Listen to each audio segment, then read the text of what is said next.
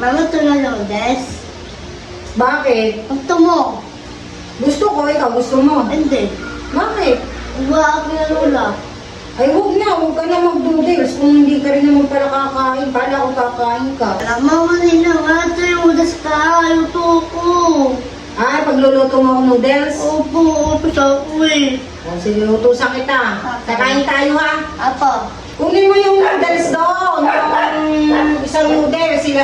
Kumuha ka ng isang kasirola doon. Tapos lagyan mo ng tubig. Damihan mo ha. Apa?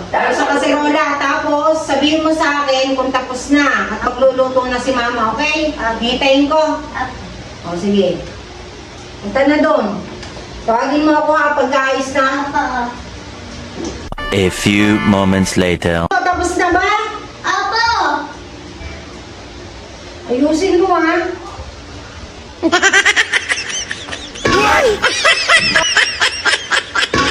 Tapos ako na. Ano yan? Bakit gano'n nilagay? Tapos ako na luto. Sabi ko, kasirola na may tubig, hindi kaldero na may tubig. Di yan eh. Dito siyo. Talo! Ito na naluto. Ay, naku po, Diyos ko po. Saan mo naluto? Gutom na ako eh. Gutom na ako. Naluto.